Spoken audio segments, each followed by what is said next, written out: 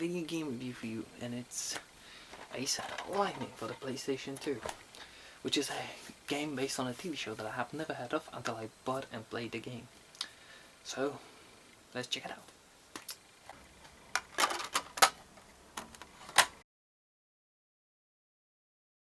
So, Ace Lightning was a show made by BBC and Alliance Atlantis back in 2002.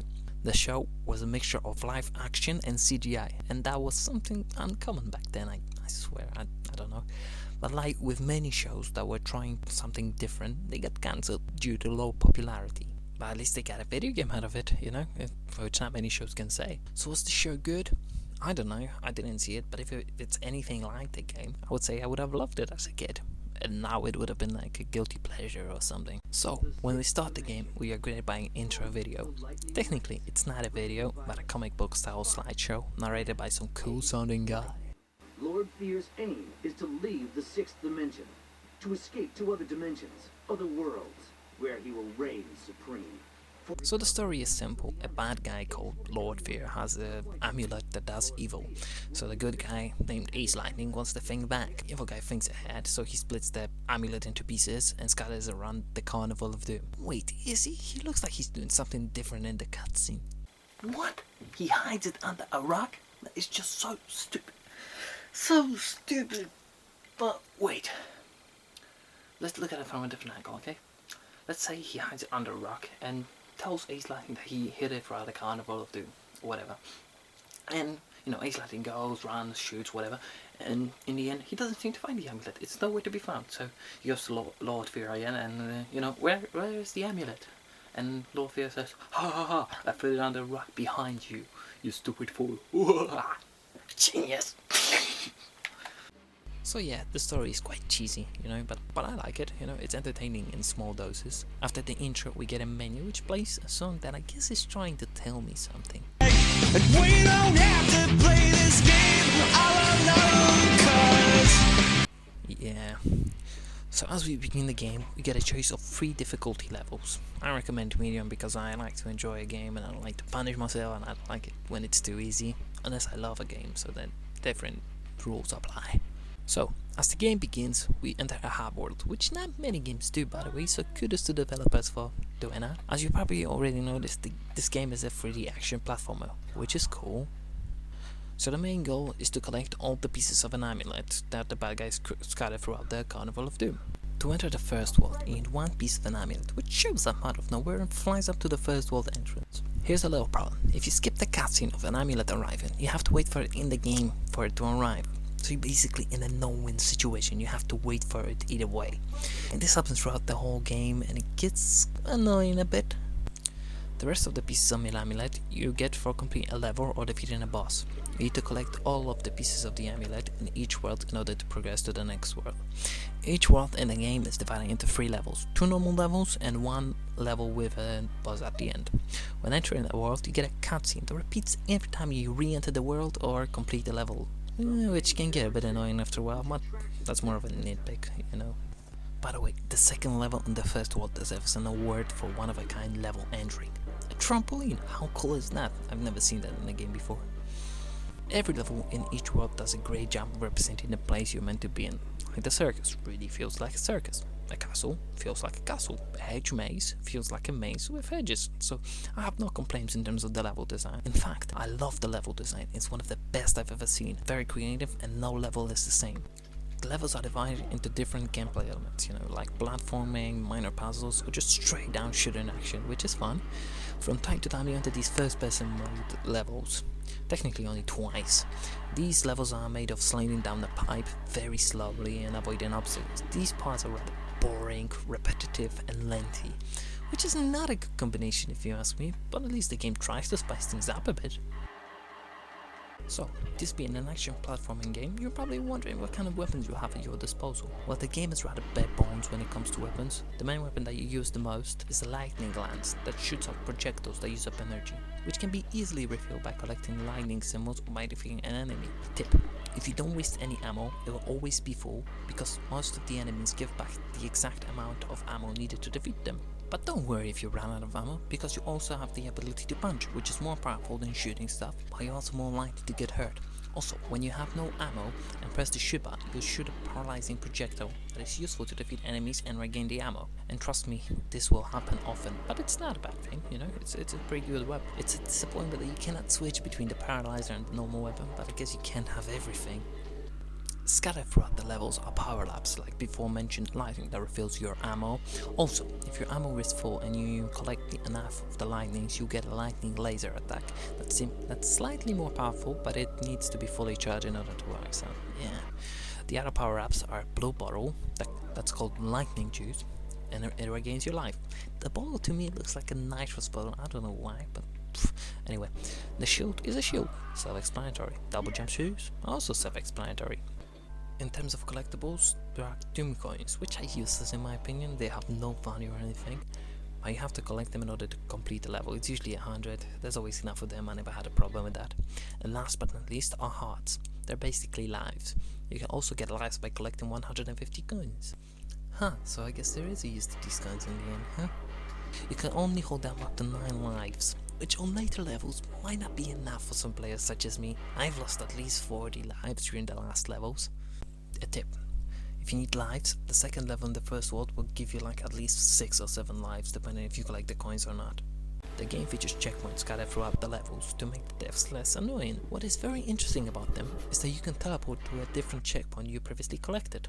What's more impressive is that it predates the checkpoint teleport system from Shadow the Hedgehog by 3 years. Cool, huh?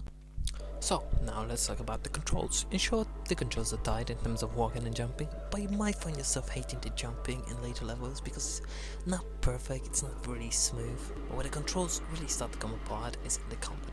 Let me explain before giving you any bad ideas that the controls suck. So, looking out enemies can be a pain because it doesn't always do it, I don't know. Another problem is when you're trying to punch, I swear I sometimes pressed the button like 4 times and it didn't do anything, leading me to getting hit. Also, you have an attack where if you move and punch, you do a slider. It feels weak, and you cannot stop it. You can't just, stop it. The other problem is when you run out of ammo, it takes a few seconds of not pressing anything in order to switch from the Ace's lightning lance, and the paralyzer and vice versa. So yeah, these are some of the problems I've encountered with the game, but they are not game breakers. If anything, they're just little obstacles that you need to overcome. It's nothing bad. Also, you cannot shoot in the air, but that's a nitpick, it's nothing new. Worth mentioning is the first person mode, which you can activate by pressing triangle, but I only use it to look around. So, graphics, yay! While this game is not eye candy by today's standards, I don't think it even was back then. It does a very good job of creating the atmosphere of the carnival settings, and when you see something, you know what it is, you never have a problem with that. Textures are nice, although some are pretty blurry. In terms of polygons, the game is very sharp, I guess. Everything has a rather low polygon count, but like I said before, it looks good, you know what it is.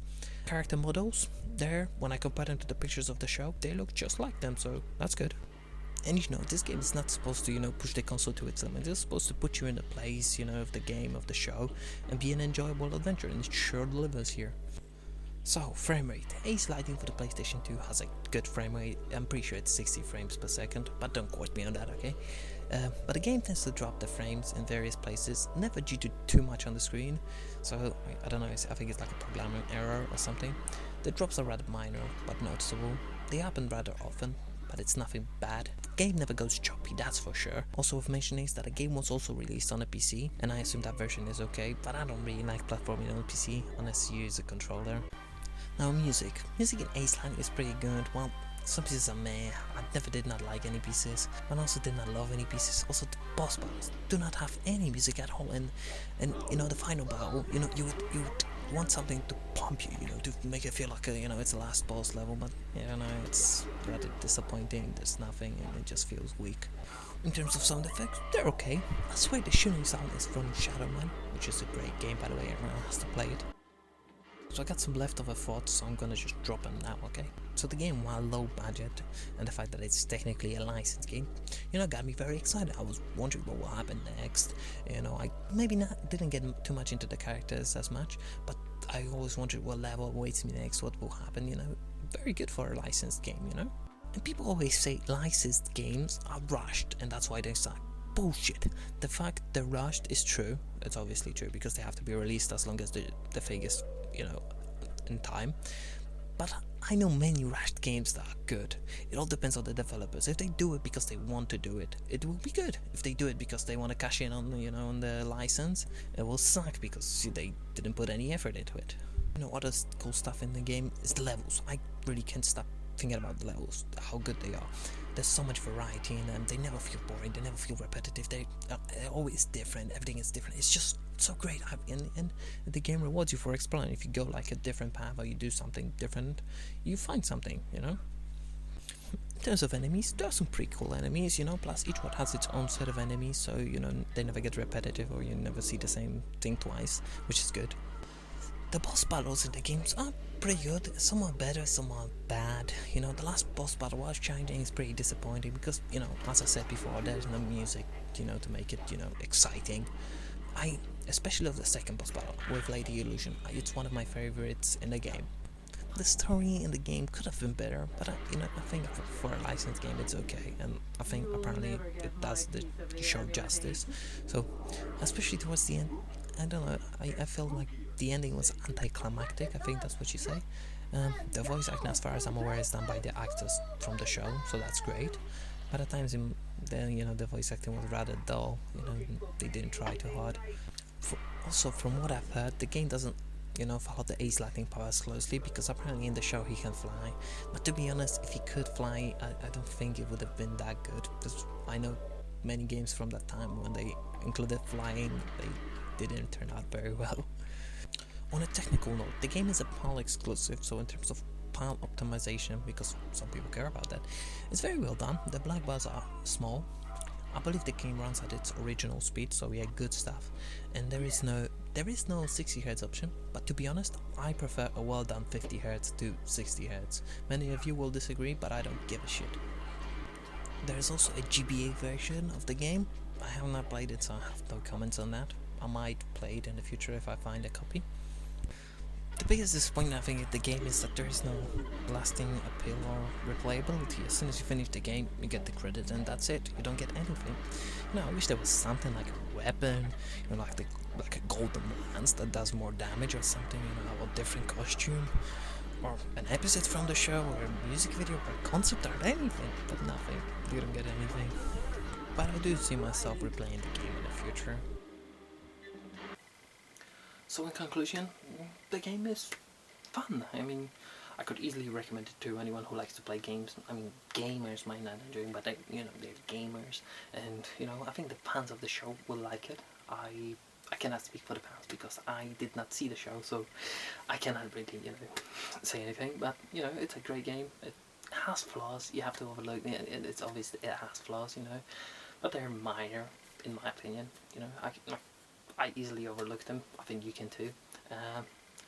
In terms of obtaining a copy, I got mine for 50p in the used game shop. You can obtain it online easily, and it's not a rare game. You might pay more than that because of the postage and crap, whatever. There's also a problem that it's a PAL exclusive. I think it's a UK only release, but I'm not really sure. I can't seem to find any info on that. So if you want to play it in another country, I think the best solution is to play the PC version of the game, downloading it, or finding a way of obtaining it. So yeah, it's a good game. I enjoyed it. I hope you will, or you already did too. Yeah. So yeah, thanks for watching the video, and see ya.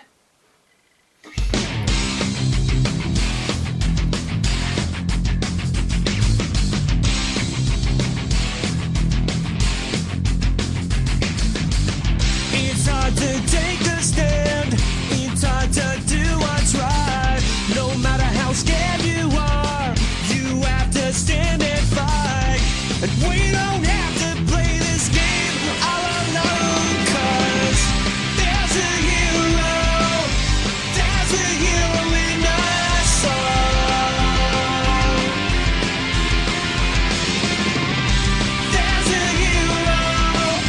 There's a hero in us all. It wakes a hero in us all.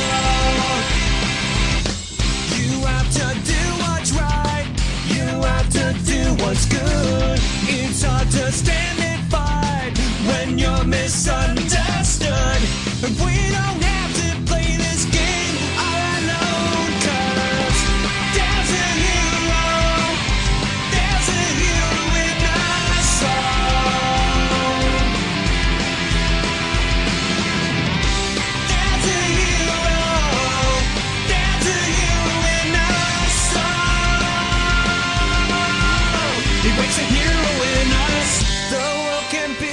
such a lonely place when there's not much help for you at home.